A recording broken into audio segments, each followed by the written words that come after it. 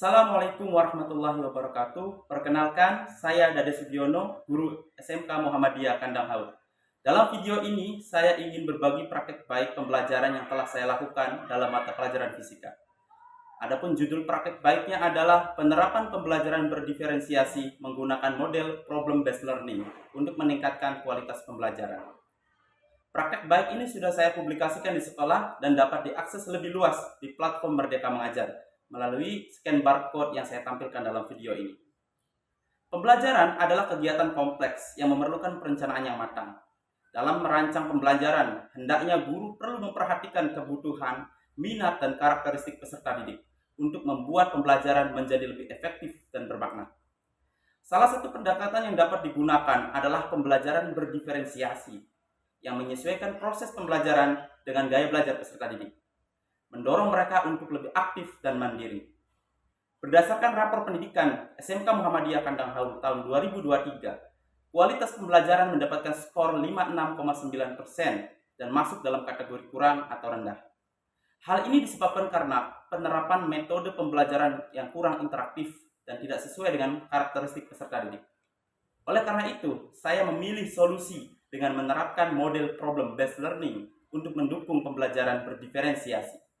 Model PBL ini membantu peserta didik belajar aktif, berpikir kritis, dan menemukan solusi masalah nyata secara mandiri. Sebelum pelaksanaan pembelajaran di kelas, saya melakukan perencanaan pembelajaran terlebih dahulu dengan merancang modul ajar, LKPD, panduan penilaian, dan instrumen refleksi untuk mendukung proses pembelajaran. Adapun media pembelajaran yang saya gunakan adalah PET Simulation. Alasan dari pemilihan media ini karena mudah diakses melalui smartphone peserta didik tanpa bergantung pada laboratorium. Adapun kegiatan pembelajaran dibuka dengan berdoa, absensi, persepsi pembelajaran, penyampaian tujuan pembelajaran, dan pembagian kelompok. Setelah pendahuluan selesai, pembelajaran dimulai dengan mengikuti sintak-sintak model PBL, yaitu sintak yang pertama orientasi pada masalah. Pada tahap ini, saya menggunakan demonstrasi sederhana untuk memperkenalkan fenomena kelistrikan, mengajak peserta didik mengajukan pertanyaan kritis yang akan dijawab melalui eksperimen virtual. Saya membimbing mereka menyepakati pertanyaan esensial berdasarkan fenomena yang diamati. Peserta didik dengan gaya belajar kinestetik dan visual akan lebih tertarik dengan gerakan atau perubahan kecerahan pada lampu LED saat demonstrasi dilakukan. Sedangkan tipe audio akan fokus pada penjelasan guru ketika demonstrasi dilakukan. Hal ini memungkinkan pemahaman yang lebih sesuai dengan gaya belajar mereka. Kemudian pada sintak kedua yaitu pengorganisasian, peserta didik merumuskan hipotesis secara kolaboratif, mengintegrasikan informasi sesuai dengan gaya belajar mereka masing-masing. Saya membimbing mereka memadukan pengamatan visual, pengalaman kinestetik, dan narasi audio untuk menyusun hipotesis yang tepat. Peserta didik visual menyumbang gambaran pengamatan. Peserta didik dengan gaya belajar kinestetik berbagi pengalaman dari demonstrasi. Dan tipe audio akan menghubungkan penjelasan yang mereka dengar. Dengan memadukan perspektif ini, setiap kelompok diharapkan merumuskan hipotesis secara komprehensif dan kolaboratif. Pada tahap membimbing penyelidikan atau sintak ketiga, peserta didik melakukan eksperimen menggunakan PET Simulation dan mempelajari konsep-konsep fisika secara aktif. Peserta didik kinestetik akan merangkai rangkaian di smartphone mereka sesuai dengan LKPD. Kemudian tipe visual akan mengamati tampilan arus tegangan, sementara audio akan mendengarkan penjelasan dan mencatat poin-poin penting. Proses ini mendorong kolaborasi komprehensif, di mana setiap anggota akan berkontribusi dalam pembelajaran. Kemudian guru berkeliling memberikan bimbingan sesuai kebutuhan masing-masing kelompok. Pada tahap mengembangkan menyajikan hasil atau sintak keempat, peserta didik akan melakukan analisis data eksperimen mereka, kemudian mengolahnya menjadi grafik dan menarik kesimpulan. Tahap ini melatih keterampilan berpikir kritis dan berkolaboratif. Peserta didik visual biasanya akan membuat grafik, kemudian tipe audio akan menyusun narasinya, dan tipe kinestetik akan memimpin presentasi.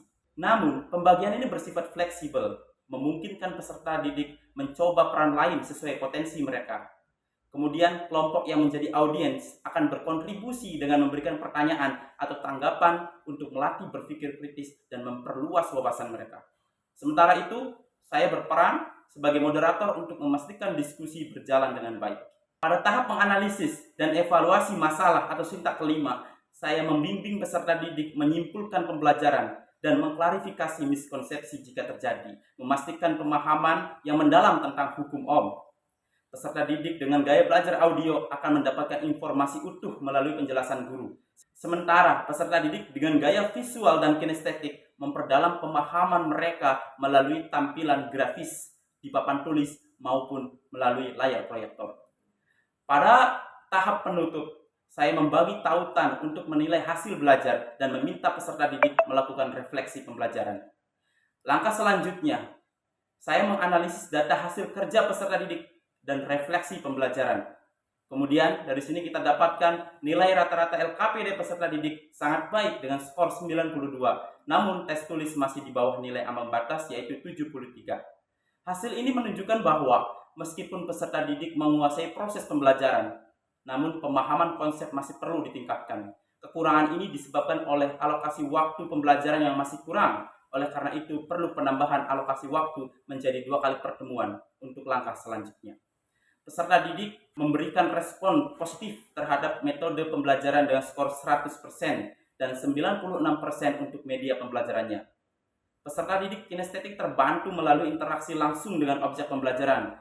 Tipe visual lebih memahami materi lewat tampilan visual dan tipe audio lebih mudah dengan diskusi serta penjelasan guru. Metode ini juga mendorong kolaborasi antar peserta didik, meningkatkan keterlibatan aktif mereka. Untuk rapor pendidikan menunjukkan peningkatan skor kualitas pembelajaran dari 56,9% menjadi 61,57%. Walaupun demikian, peningkatan ini tentu belum signifikan. Analisis rapor pendidikan tahun 2024 mengungkap bahwa salah satu penyebab utamanya adalah masih minimnya jumlah guru yang menerapkan metode pembelajaran interaktif yang sesuai dengan karakteristik peserta didik. Pembelajaran berdiferensiasi dengan model problem-based learning dan PET simulation memberikan dampak positif, mampu mengakomodasi gaya belajar, dan mendorong peserta didik untuk lebih aktif, kreatif, dan kolaboratif. Hasil analisis menunjukkan peningkatan signifikan dalam penilaian keterampilan dan sikap peserta didik, serta peningkatan skor kualitas pembelajaran pada rapor pendidikan di tahun 2024. Meski demikian, beberapa tantangan masih perlu diperbaiki, termasuk pengembangan kompetensi guru secara individu dan program sekolah yang lebih berfokus pada penerapan metode pembelajaran yang berpihak pada peserta didik.